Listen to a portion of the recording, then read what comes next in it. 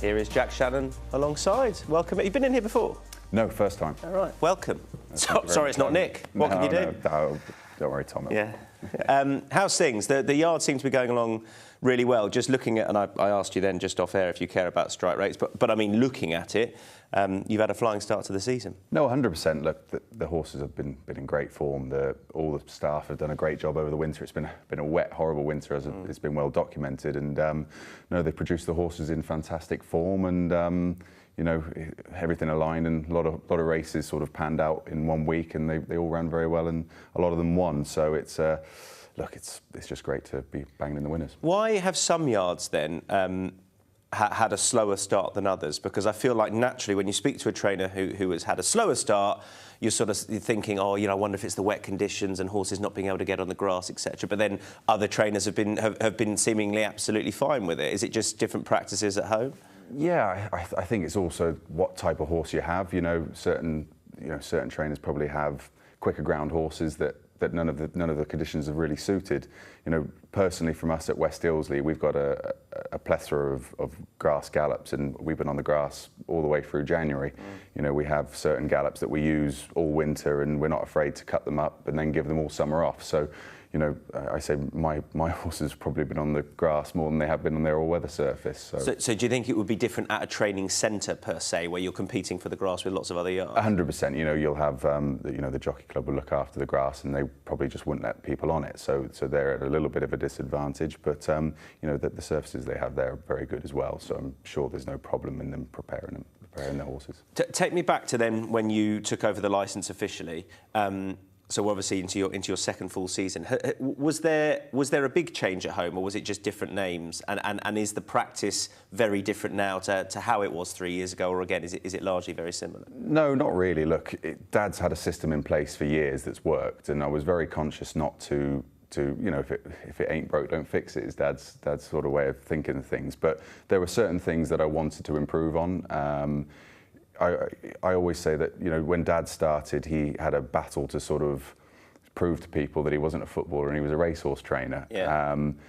But what Dad's sort of allowed me is the freedom to do, you know, he's already broken that glass ceiling, and he's provided me with an amazing opportunity to train the horses the way I want to. You know, I don't have to, I'm not under pressure to prove how you always are, but to bang out the winners like he was. So I can train horses that little bit differently. You know, we can be a little bit more patient with certain horses. Do you do things differently? Yeah, we do. Look, you know, the routine and the base core of everything we do is very similar, but there are lots of things that, you know, that Dad now allows me to do differently. You know, it's more horse by horse. You know, certain things that if the routine doesn't quite suit a certain horse, then he'll allow me to sort of have my own stamp on it and change things a little bit, you know. Are the numbers similar? So no, we reduced massively from my first season. We were about 60 horses, and we're up to about 85, I think, this year. Dad obviously always operated around the 100 mark. He did touch 200, I think, at one point, but it was a very conscious decision. You know, it's very hard to staff that many horses, and I think for me, starting out, I was very conscious that, you know, I didn't want to overface myself with horses. I wanted to do the horses I had justice.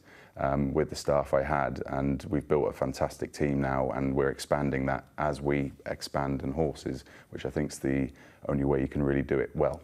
Were you worried that when, obviously your dad would have built up an immense amount of contacts who were very loyal to him, were you worried, given that the current financial climate, etc., that people would see him stepping down and perhaps say, well, do you know what, maybe it's time for me as an owner to move on as well? Did that happen in some instances, and was that a concern for you? No, look, the great thing is I've been back with Dad for about 8 years, and, you know, I built up all of Dad's relationships with his owners. You know, I've been dealing with them for the past 8 years before I took over, and so that relationship was probably already built before the changeover, which obviously helped. But, you know, the odd person decided to go elsewhere, but I'd say 99% of people were fully behind me, and I can't thank them enough. You know, they've been absolutely brilliant, and obviously now we're starting to get new people come to us, sort of see what we're doing, and hopefully are impressed and enjoy what we're doing at West Ilsley, and hopefully there'll be more to come. So what were you doing 9 years ago? What was the sort of path from, I don't know, when you decided you wanted to train racehorses? So finished my A-levels, and I walked into the yard and said to Dad, I want to be a racehorse trainer. He said, well, if you want to do that, he said, you better go and get some experience. He put a plane ticket down in front of me, and I went off to Australia. Okay. And I went to work for John O'Shea in Australia. I was just a stable lad and looked after some lovely horses over there, and I had a great time for about 10 months. Then I came back and I went to Graham Motions in America. I was with Graham for a year and went all around America. It was fantastic. And then I also... What did you prefer, Australia or America? I prefer Australian racing. I really enjoy Australian racing. Everyone says that. I've not been racing out there. I just hear so many positives. Yeah, there must be some negatives, but why? It's fantastically run. And I think it's probably the most similar to ours. American racing is a little bit different, but I think it's just a personal preference. It is good fun as well, and I think just the culture over there is very similar to the British culture. So. Yeah. So Australia, then Graham Motion in America for how long? For about a year, and then I went to Clive Britton for a season, and we were very lucky to have the champion 2-year-old Rosina for that year. Well, you were there then. So I was there with Clive that year, and it was an amazing experience. Clive's obviously a genius at the game, and to pick his brains and obviously work with such an amazing filly as Rosina, and sort of see how he nurtured her through her 2-year-old career was I hope it stands me in good stead if I find one just as good as her. So do you feel, going back to your time with your dad, and maybe your time obviously there, but before you then went away and when you were at school, do you feel there was sort of a type who the yard excelled with, and that you've sort of learned to perhaps excel with, or not necessarily? Yeah, well, I think Dad sort of probably got pigeonholed as a 2-year-old trainer because he, as I said earlier, he had to really prove himself early on because it was a bit established. It was all about the establishment, and a footballer coming into the training ranks was everyone turned their nose up a little bit. So he had to have as many winners as he could. So he got pigeonholed as a 2-year-old trainer. But I think he proved over the years. We had a Johan who finished second in 3 arcs. Yeah. He's had classic winners. He's had King. The trouble is, I loved that horse because he finished second in so many, which is obviously not what you want, but there was so much affection for that horse as a result of that. Yeah, no, 100%. But no, I'd like to sort of see myself. We've had 2-year-old winners, sprint winners, stay-in winners. The great thing with West Ilsley is we have the facilities to train any horse that comes into our care, and I'm confident that we don't particularly, we don't excel in one thing. I think hopefully we can excel in everything. I guess something you excelled with, well, certainly last year there were a couple of nice 3-year-old fillies, for example, and they're obviously hopefully going to kick on for you this year. Canavan's recent run, were you happy enough for that, with that at the weekend? Yeah, absolutely delighted. Funnily enough, looking back, I know we had something like 5 winners over the weekend, but it was her performance that I was most pleased with. She hadn't run for 260 days. We had we had a little bit of a interrupted prep through the winter.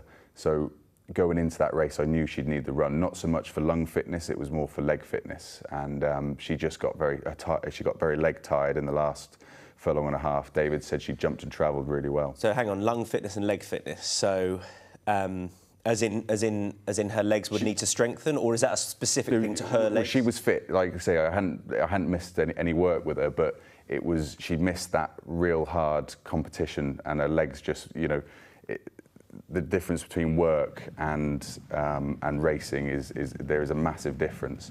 And David said she travelled beautifully into the race. He thought he'd go and pick up Running Lion, and then she just got tired.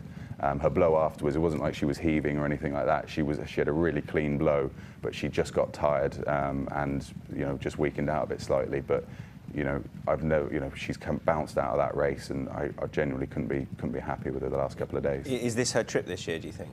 I think she will go further. I think this was a furlong short as well. She stayed in the Oaks, didn't she? Yeah, she probably the last half of furlong just ran out of gas.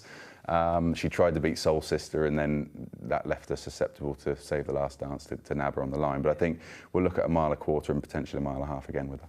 Do you know what the next start will likely be, or are you just going to feel your way? We've got her in the Middleton on Thursday at York, which is mile 2.5 furlong. Obviously, that's an 11-day turnaround. She seems great at the minute, but I'll obviously have to discuss that with Huntscott and Dad. But Pretty Polly's not likely?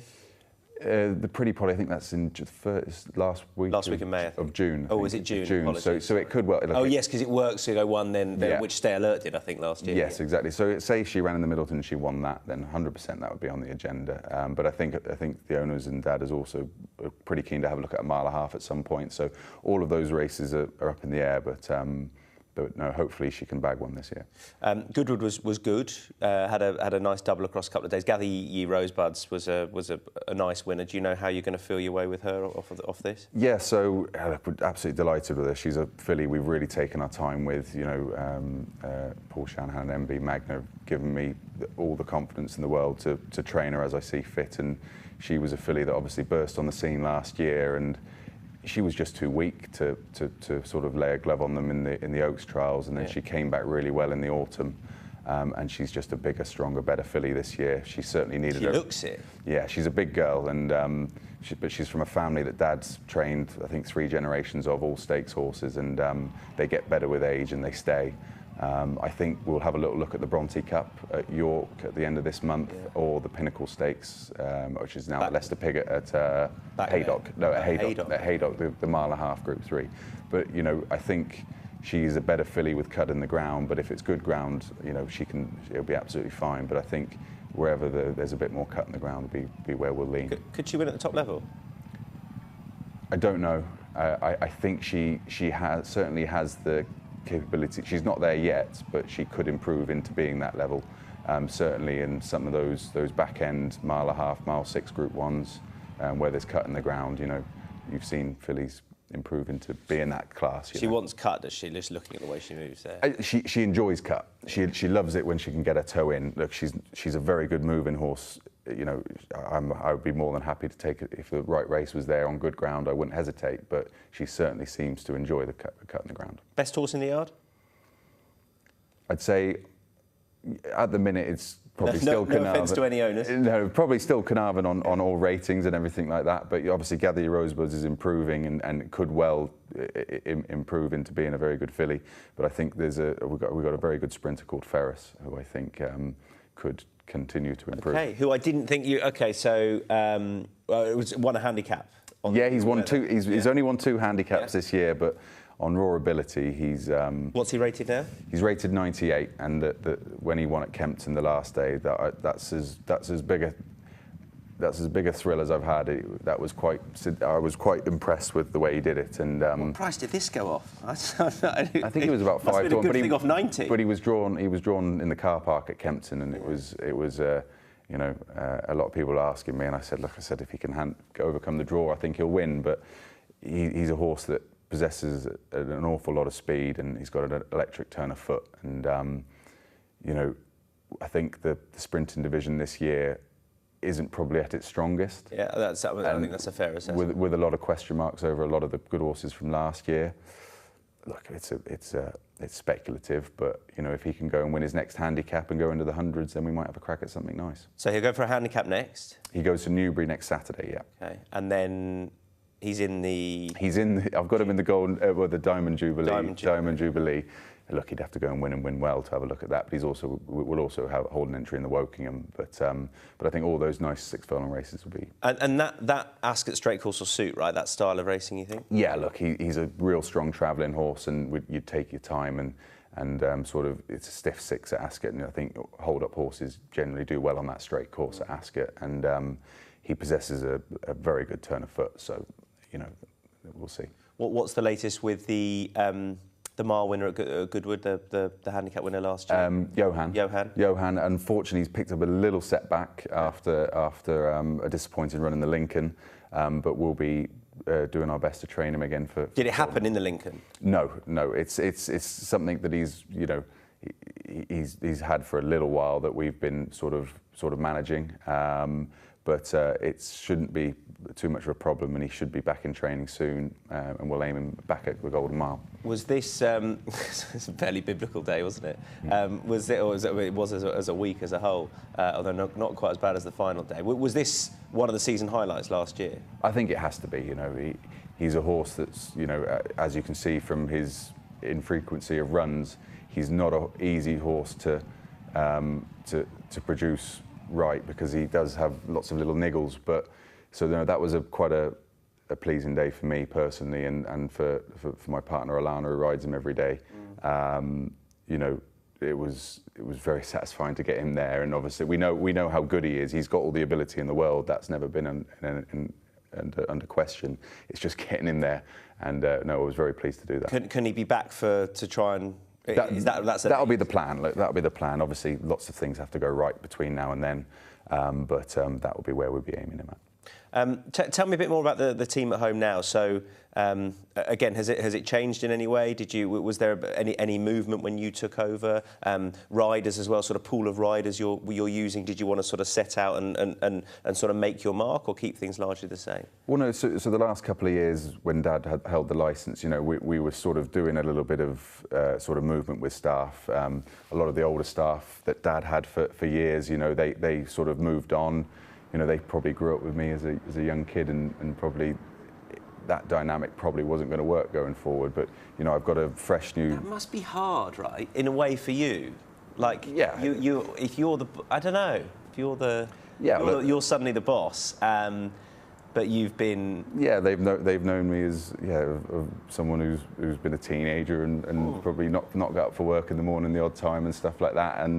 And no, but what we've done now is we've managed to build a fantastic young team of people that are enthusiastic and work ever so hard, and are doing a fantastic job at producing these horses in the best nick possible. And I was saying to Dad the other day, we've got a fantastic young team of riders, and I think most trainers would chop the right arm off for the quality we have. When you say young team of riders, that's not necessarily professional jockeys coming, but that's those people riding work at home. No, your day-to-day riders.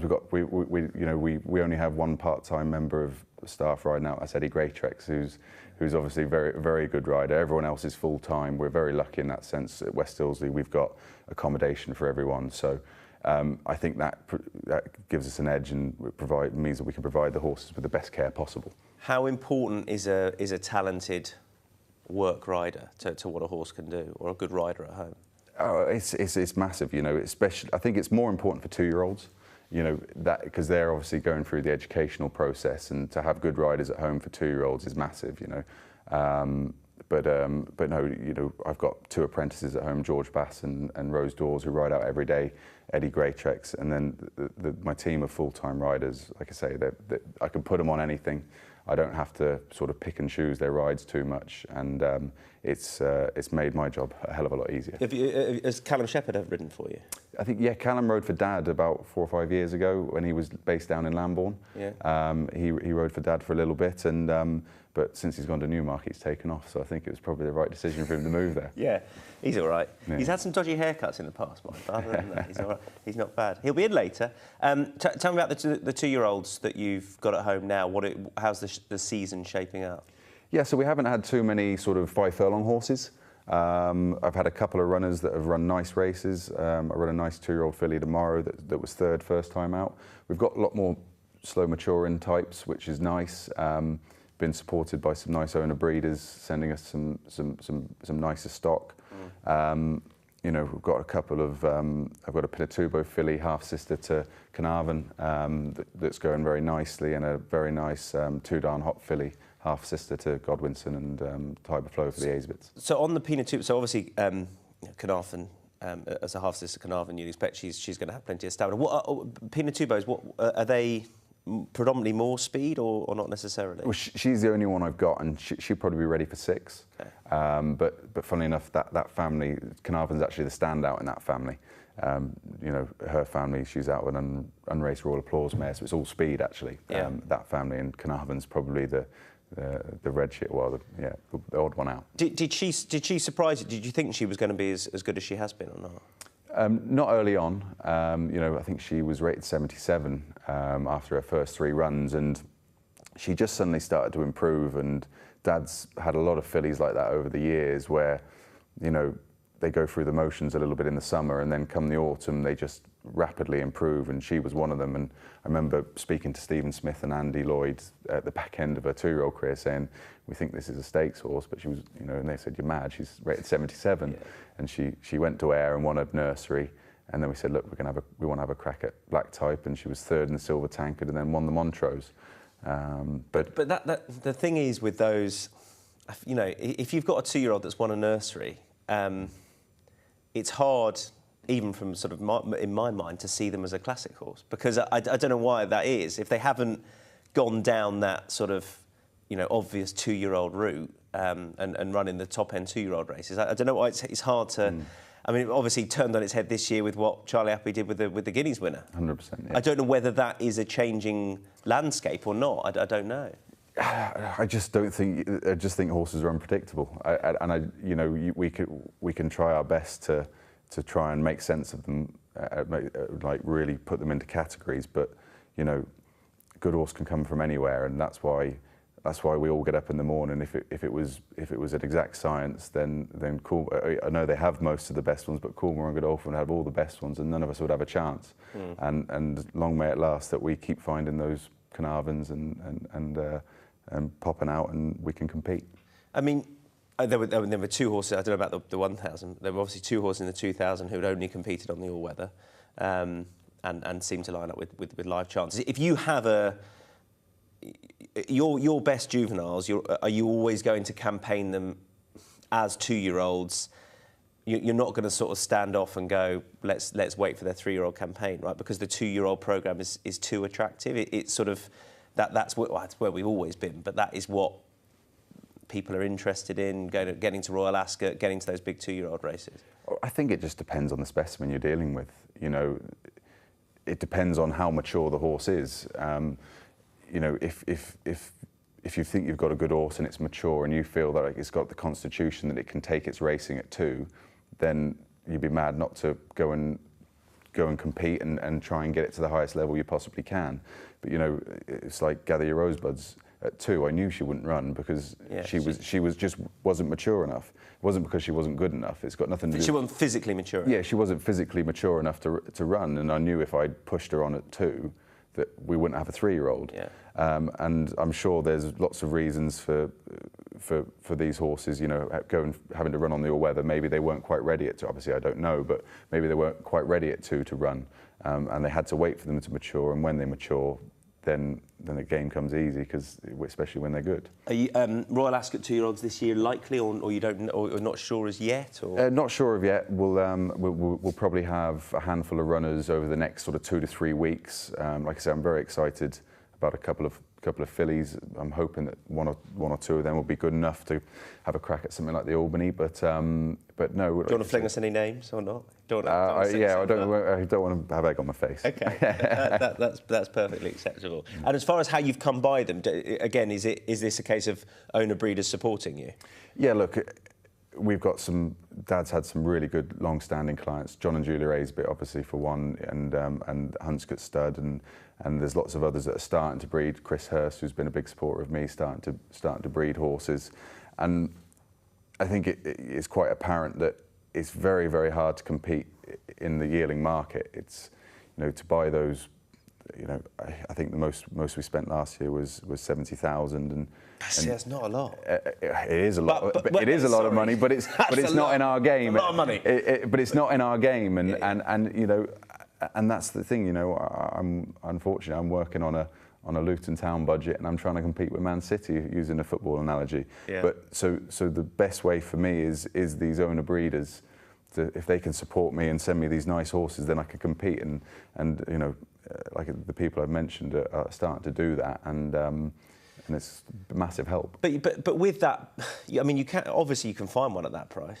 Oh, of course you can. Of course you can. It's just, yeah, I guess you've just got to trust in what you do. Yeah, the problem is it's a numbers game, and it's very hard to, you know, when you're seeing all these high-priced horses going on and winning it. But you know, we've just got to carry on doing what we're doing, have as many winners as we possibly can, and showcase our talents with all different types of horses, and hope people sort of look at you and go, do you know what, he can do the job, and support you. But you know, like I say, we've just got to carry on doing what we're doing at the minute. Well, I mean, this season will tell you it's going very well.